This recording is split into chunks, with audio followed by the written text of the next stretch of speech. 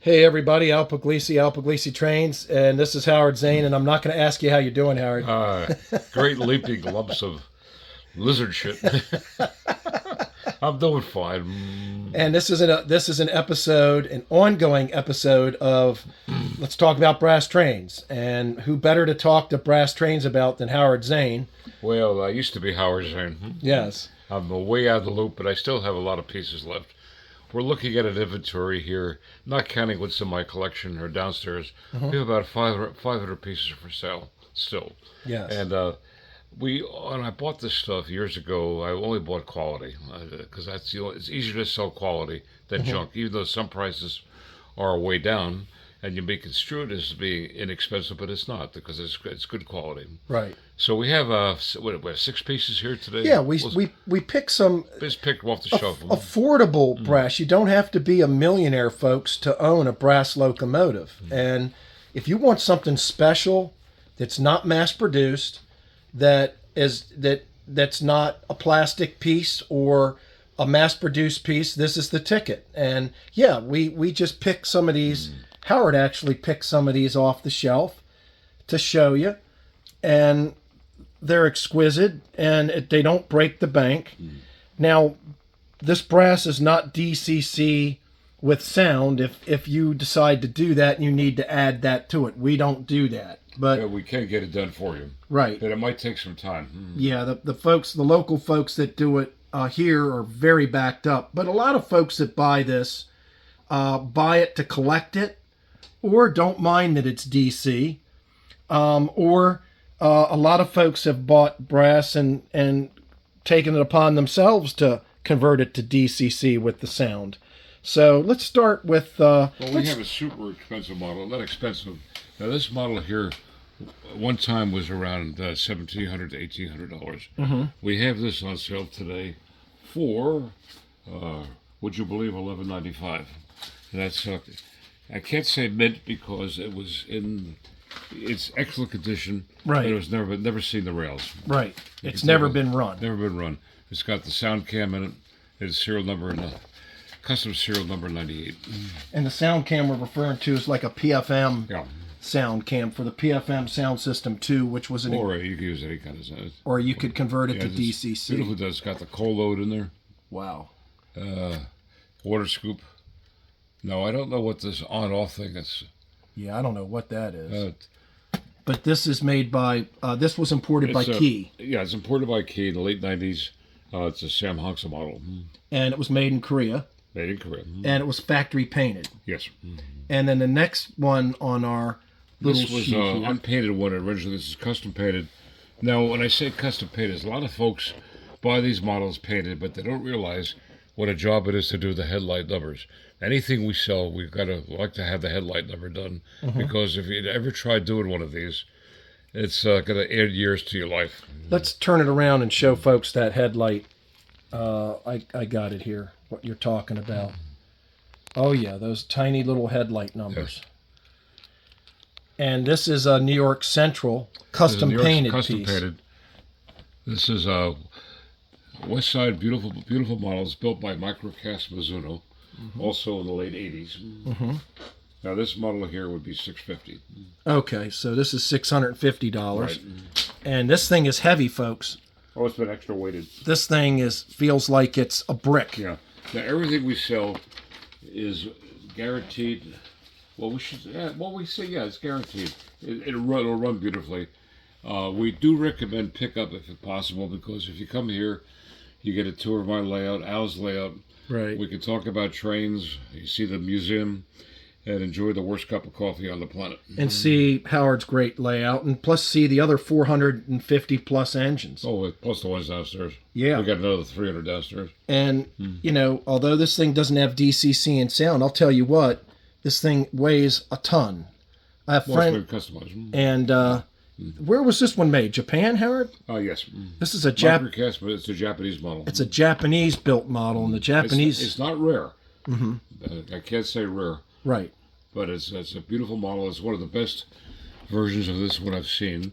Again, you can see it hasn't seen the rails. Right. It's has not seen the rails. But we can't say mint because mint means in the box.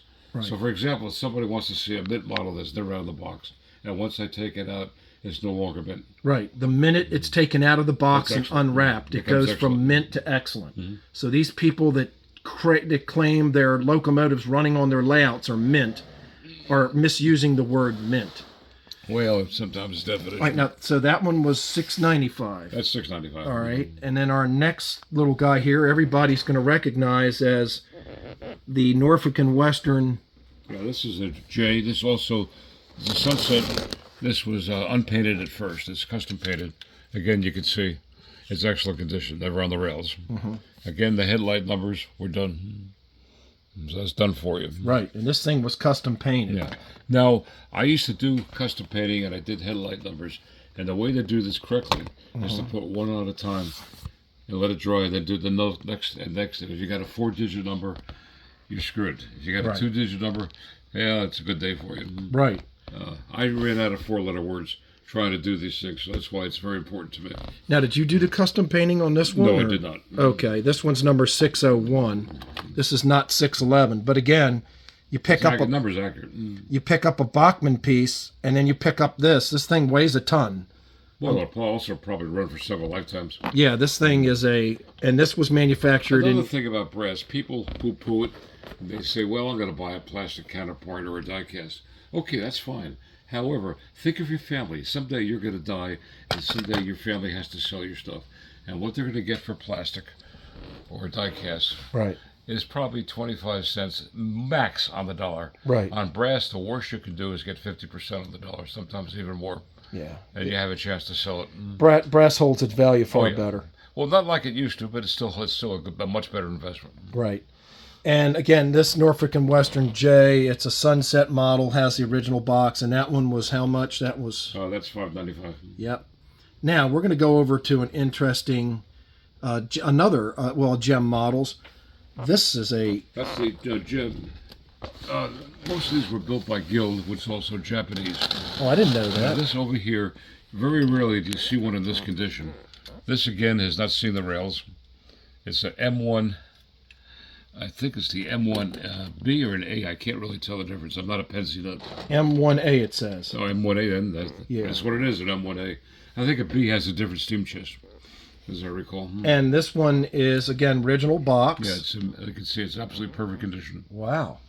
You won't. I've seen a lot of gem economies or gem models by Guild, but never one like this. And this is made in Japan, folks. Japanese. And this thing's heavy as hell.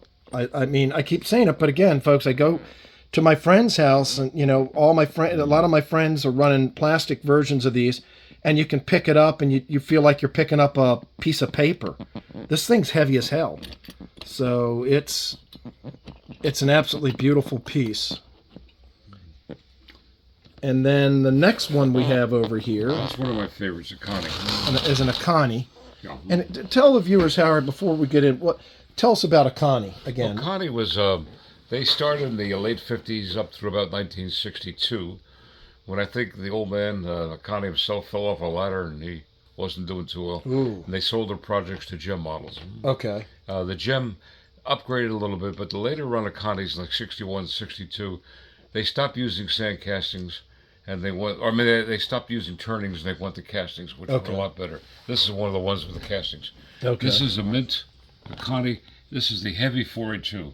They did all the USRA series, most of the USRA. Am I talking okay? Because I can't hear it. Yeah. Can't hear myself talk. The USRA came in the 462, 282, 210-2. And the 482s, and also several of the articulated 2662s and 288-2s USRA. They came in the heavy and light version. This is the heavy version. And it's painted up for C&O, and it's the USRA, so this would have been around the turn of the First World War. Wow, means the USRA. I've never seen that. Yes. Yeah. This is one of the first mountains actually went to the C&O. It would have been around somewhere in the late teens. This thing looks like it's never been run. No, it never has. You can see it's absolutely mint. Akanis are runners, folks. If you want, oh my God, they'll last a lifetime. If you want something to run on a layout, and these things, again, this is heavy as hell. It's another brick. The headlight numbers are done. Yeah, it's a brick. And they've run and run and run. I don't see it. This one may not have headlight numbers. Oh, here they are. Good God, they're 133. I wouldn't touch it. That's only $325. Okay, so that's $325. Comes painted. Now you're getting it. Each one of these things, you got they're custom painted ones. If you sent this out to a painter, you're talking $300. Right, to have anything custom painted, there goes $300. $300. Right, and the original box for it. Oh yeah. And this is a Japanese piece. These things were made in Japan. And then the last one for today is this Louisiana and Arkansas. How much is this one, Howard? That's not too much. Well, this says $295 here on this. $295 is fine. Yeah, on the sticker. And this is another. That was done in '75. That was PFM's first version into Korean models, believe it or not. Oh, wow. This was done by Sam Hoxa, and it was Sammy's first piece for PFM. Oh, really? They run very well. This has some track time, but it's still pretty excellent. And this one's made in Korea. Condition. No, this is not Japan. This is Korea. This is Korea, even though it's PFM. This is PFM's first venture into using Sam Hoxa. This was 1975. Oh, wow. Okay. And that little cuss there is $295. It's a beautiful model, beautifully proportioned. Yes. It does come with the original box. And these are a lot of these you don't see. They're not going to be offered up in cast metal or you know, you keep seeing the same old stuff reissued in cast metal or plastic. Big boys, Challengers, a lot of this stuff you don't see. Some you do, but it doesn't break the bank to do this. Now, well, at least if we ship these out, not only will they run well, but they'll run extremely well. Right. Because we fine tune it, we tweak it, we do it ourselves, or we have Jan Willard do it, and everything isn't perfect. However, the shippers have been known to play football with these packages. Right. And I can't guarantee how it's going to arrive when we pack it well, extremely well, with bubble wrap and whatever. Right. And it's almost bulletproof. But then again, you never know in shipping. We recommend pickup here. This way you can test it, and you get other stuff you can see, and also you get a tour of my layout. Right. And Al's layout. And I can see up the street. My layout too. And some of these might require a little bit more radius than others. No, not really. Most of these are. The highest radius would be this. This would take a 26 usually. Okay, probably a 26-inch minimum radius for the J. How about the Hudson? Same. About a minimum of a 26. Yeah, you don't want to try to run them, especially with the passenger cars on a 22. Well, a lot of these will take sharp radii. However, it doesn't look good. Right. There's an aesthetic problem. Right. Wow, this is really a pretty piece. That's a beautiful model, actually. We have people buy these for their office, for display in their office, or just as it's a work of art. Well, we're going to be doing a lot more of this. We're going to be doing episodes that explore the less expensive stuff, and we're going to be doing episodes that are going to explore the rare and expensive stuff too. Well, we have both classes. We have the super expensive. Right. I should say expensive. I should say super valuable. Right. Not expensive. For certain people, if you're making a couple million a year, it's not expensive. Right. But then again, if you're making if you're a school teacher, you're working hard, and we certainly respect you. It's not for them. Right. That class. I mean that stuff. But these are exquisite models. And jeez, I hope I didn't impugn school. I don't want to impugn school teachers. No, I love them. They need to be paid a hell of a lot more sure than they're making. But you don't have to break the bank to get into brass. I've had people contact us on the channel, and they say, "Hey, I want to start collecting." We had a guy bought a Midland Valley that was painted up in the Southern Railway. That was a beautiful model. Beautiful model. It was $500, and you can't buy them. You can't buy them in Broadway Limited or in Bachman or anything. And that was the first piece in his collection, and now he's going to start collecting brass. Now, also, there's a price guide on Brass Trains has a price guide. But again, I've been in the business a lot longer than Brass Trains. Matter of fact, I started Brass Trains and sold it to Dan Glazier in 2005. So I don't toot my horn, but I do know a little bit about brass and pricing. Yeah, I'll say. I've been an appraiser for years. I've appraised collections up to almost $1 million. What I'm talking about, $7 million. Yeah. Up through 100 $100,000 collections. Well, we've said it before in other episodes. You were one of the biggest brass dealers in the country at one time. Well, I can't say that. Well, you were up there. I was up there. You were up there. We'll put it that way. I love the stuff, and I sell it because I believe in it. I know it, and I certainly love it. Right. And Howard and I were talking about this, and I'm going to share this with you folks. I'm into muscle cars. I've bought and sold muscle cars for years. And if you watch the Mecum car auction like we're watching today, or Barrett Jackson, it matters when you buy from a collector, a known collector. When you buy a Corvette, for example, and it comes from a known Corvette collector, you know that you're buying a car that would not be in that collector's collection if it was a piece of crap or if it wasn't what it is supposed to be. Yeah. And Howard Zane is one. You're one of those guys, whether you like it or not. You have a name. The Howard Zane collection means something. You don't buy garbage. I thought we were in the structure business. Yeah, we're in that too. Okay. And about pricing brass, all I could say, if the price feels good to you, go for it. Right. If you use eBay as a price guide, eBay is the worst possible barometer for brass pricing. Why? Because the people that may pay a fair price aren't on eBay that week. They might be on a vacation. Or two people get into a bidding war and they drive the price way, way up. I can remember years ago, I was selling a simple nickel plate products, Lackawanna Hudson 464 with the 6-wheel tender truck. That's the common one. And I had a reserve price of $325. Two guys got into a bidding war. They ran it up to $850. Good God. The fellow contacted me and I said, "Look, sir, all I wanted was just a little over $300." He said, "It's not fair to you." He said, "Yes, it is fair because I know what I was doing. It is." And he insisted on paying the price, but that's rare. Right. But then again, the message there, it's going to happen. People will get into a bidding war, and all of a sudden the price shoots way up, and that's not the value. But again, if it feels right, then buy it. There is people. I can tell you right now. I know a little bit about it, but most people who price brass shoot from the hip because there is no guide right now. Right. There is a published guide, but I don't know how accurate it is.